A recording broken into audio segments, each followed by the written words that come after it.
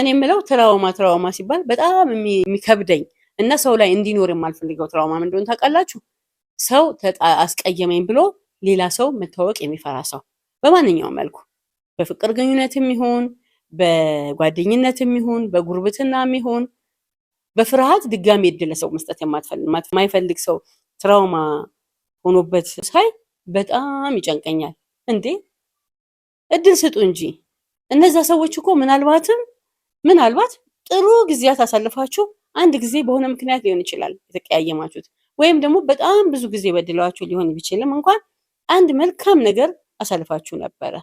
እኔ የሚከብደኝ ነገር ጎረቤት ሳበጅ ትናንትና የነበሩት ጎረቤቶቼ ያደረጉኝን ነገር እያሰብኩ ይሄኛው ሰውዬ ቢያደርገኝስ፣ ይሄኛው ሰው ቢያደርገኝስ፣ ቢያደርስብኝስ ብዬ ይሄንን ሰው አልሸሽም። ምክንያቱም እኔ ፐርሰናሊ ያለ ሰው መኖር አልችልም። እነዛ ሰዎች ካሳጡኝ በላይ የሚያመኝ ሰው ማጣቴ ነው። ሰው ማጣት አልችልም። ያለ ሰው መኖር አልችልም። አዲስ ጎረቤት ሁልጊዜ እተዋወቃለሁ።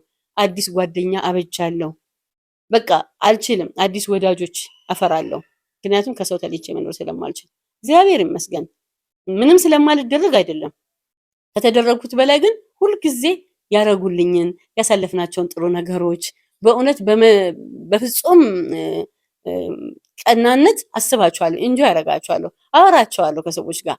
እነዛ ክፉ ቀናትን 100 ጊዜ ደጋግሜ ባወራቸው ጠብታ ደስታ አይወጣቸውም። እነዛን ደስታ ቀናቶች ግን ባወራቸው ቁጥር አዲስ ነገር በልቤ መልካም ነገር እየዘሩ ይሄዳሉ። ስለዚህ ሰው ላይ ተስፋ አልቆርጥም። አዲስ ሰው መተዋወቅ እፈልጋለሁ። አዲስ ጎረቤት አፈራለሁ። አዲስ ወዳጆች እተዋወቃለሁ። ስለዚህ ባካችሁን ሰው ላይ ትራውማ አይኖራችሁ። በእውነት በእርግጥ ብዙ ትራውሞች ሰው ላይ ነው የሚሆነው፣ ሰው ላይ ነው። በፍቅርም ቢሆን በጉርብትና በብዙ ነገር ግን ተስፋ አትቁረጡ። አንደኛው ሰውዬ አንድ ኳሊቲ ያለው እና እኔ ሰው መተው ከሰው ጋር ግንኙነት መተው በጣም አልችልም። ማጣት ነው መፈራው። በነገራችን ላይ ሰሞኑን አንድ ነገር ልነግራችሁ እፈልጋለሁ። ልጄ መታልኛለች፣ ነግራችኋለሁ አይደለም? አሁን ተመልሳ ልትሄድብኝ ነው። ተመልሶ እንደ መለያየት ከባድ የለም። መጀመሪያ መለያየት ይሻላል። የመጀመሪያው ጊዜ በጣም አይምሯችሁ ያንን መለየት የሚባለውን ነገር ስለማያውቀው ፍርሃት ቢኖርም በዚህ ልክ ልባችሁ አይነካም። ሰው ተመልሶ ከመጣላችሁና ሁለተኛውን እድል ኮምፔር ስለምታደርጉ መለየት በጣም ይከብዳል። ልጄ ልትሄድብኝ ነው። እንደው በእናታችሁ ምን ባደርግ ነው? ይኸው የማላረገው ነገር የለም። እምቢ ብላኛለች። ከባድ ጊዜ ነው እያሳለፍኩ ያለሁት። እንዴት አድርጌ እንደማስቀራት፣ እንዴት ብዬ እንደማሳምናት ቃላት ሁሉ አልቆብኛል። በእናታችሁ ጨንቆኛል። ቆርጣለች ማለት በቃ ለመሄድ ተነስታለች። እኔም አላውቅም። ሰሞኑን አሁን ምንድነው ሪያሊቲ ሾው ቤታችን ውስጥ ጀምረናል እና እያንዳንዷ ነገራችንን እየቀረጽ ነው ነበረ። ጥሩ ባይሆንም ወይም ደግሞ ለእኔ የሚያስደስት ባይሆንም የእኛ ቤት ምናልባትም በእናንተ ቤት ላይ ሊኖር ስለሚችል ላሳያችሁ አስቤያለሁ። በደንብ ፎሎ አድርጉኝ፣ በዩቲዩብ ማለት ነው። በደንብ ሰብስክራይብ አድርጉኝ። ሁሉንም ነገር አሳያችኋለሁ እና መለየት በጣም ከባድ፣ መታወቅማ ቀላል ዓለም አይደል እንዴ? አዲስ ሰው ማፍራት እኮ በጣም ቀላል ነው። መለያየቱ ነው ከባዱ። ምናልባት መለያየቱን እየፈራን ይሆናል አዲስ ሰው መቅረብ የምንፈራው። ግድ የለም ትዝታ፣ ቅድም እንዳልኳቸው እያሰብነው የምናወራው ብዙ ነገር ቢኖርም መለያየት በጣም ከባድ ነው። በዚሁ አጋጣሚ ሪያሊቲ ሾው ከዚህ ቤት ሳየው ሰዎች ላይ ሳይ በጣም ቀላል ነው ይመስለኝ። ሆነን ለመናገር ትልቅ ታማኝነት፣ ግልጽነት ይፈልጋል። እንደምታስቡት አይደለም። አንዳንድ ጊዜ አይሆንም፣ አይቻልም፣ አይተላለፍም ብዬ የማመጽበት ሁሉ ነገር አለ። ግን አንድ ጊዜ ሪያሊቲ ሾው ጀምራለሁ ብዬ ጀምሬያለሁ። ከዛ በሱ ነው የምሸነፈው እና ይኸውልን እኛ ቤት ላይ የምታዩት ነገር ግልባጩ እናንተ ቤት አለ። ምንም አዲስ ነገር የለም። የማየትና የማሳየት ጉዳይ ብቻ ነው።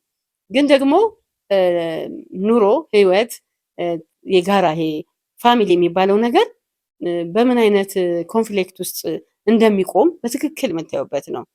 በትክክል በቃ ደግሞም ይሄን ግልጽነት ለማምጣት ባውንደሪያችሁን ማፍረስ ግድ ይላል። ከዚህ በፊት ያልተደፈሩ ባውንደሪዎች አሁን ባለቤቴ ለሚዲያ በጣም ፈቃደኛ አይደለም። እሱን አሳምነውና የሚታዩትን ነገሮች ወደ ሚዲያ ማምጣት ፈቃድ እንዲሰጠን ማድረግ በጣም ነው እየተቸገር ነው። ካሜራ ይዘን ፊት ለፊት በሄድ ቁጥር አይቻልም የሚለውን ቃል በጣም ብዙ ነገር አበላሽቶብናል ማለት ነው። ልክ መኖር እየጀመረ ማለት ነው ሪል ላይፉን እየኖረ ካሜራ ካየ ያቆማል። በቃ ያቆማል። እንደሱ በጣም ተቸግረን ነበር። በኋላ ግን በቃ ነገር ነው ቢኮዝ ሾው ነው። በቃ ሾው ማለት ለሰዎች በዚህ መልኩ ዩቲዩብ በዚህ መልኩ ስለጀመርን ግድ ነው ያላንተ ህይወት የለም ቤት ውስጥ ብለን አሳምነው ነው። ትንሽ ልጃችን እንድትታይ አንፈልግም ነበር። ነገር ግን ሪያሊቲ ሾው ነው። እሷ በሌለችበት ሪል ላይፍ የለም። እንኳን ሌላ ይቅር እግር የጣለው እንግዳ ካለ ግዴታው ነው በእኛ ሪያሊቲ ውስጥ ሾው ውስጥ በዛን ቀን እኛ ሪል ላይፍ ማሳየት ከጀመርን እንግዳችን ከሆነ እንግዳችን ሆኖ ይቀጥላል።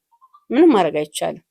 ፍቅራችን ይታያል፣ ጸባችን ይታያል፣ ልዴታችን ይታያል፣ ደስታችን ይታያል፣ ቻሌንጆቻችን ይታያሉ። ካስተማሩ ሁሉም ነገር ይታያል። ይህን ነው የምነግራችሁ። በተረፈ ሰብስክራይብ አድርጉኝ፣ በፍጹም እንዳትረሱ። ላይክ አድርጉልኝ፣ ምንድነው ኮሜንት አድርጉኝ። ምክንያቱም መሰላችሁ ቀላል አይደለም፣ ዋጋ ይከፈልበታል። ምክንያቱም ከእናንተ ምን እፈልጋለሁ? ሰብስክሪፕሽን እፈልጋለሁ፣ ኮሜንት እና ላይክ እፈልጋለሁ። ይሄ ለእኔ የምትሰጡኝ ዋጋ ነው። ለምሰጣችሁ ነገር የምትሰጡኝ ዋጋ ነው እና እባካችሁ የምትወዱኝ የምወዳችሁ፣ በተለይ በቲክቶክ ፎሎ የምታደርጉኝ ዛሬ ዩቲዩብ ላይ ያያችሁኝ ወደኋላ እየገባችሁ ቲክቶክ ወይንም እያያችሁ ምን ልንሰጣችሁ እንደምንችል መገመት ትችላላችሁ። በተረፈ እግዚአብሔር ይርዳኝ፣ ቤተሰቤን መድኃኔዓለም ይጠብቅልኝ፣ ይባርክልኝ ነው የምለው። እናንተንም እግዚአብሔር ይስጥልኝ። ከወዲሁ አመሰግናችኋለሁ። ሰላም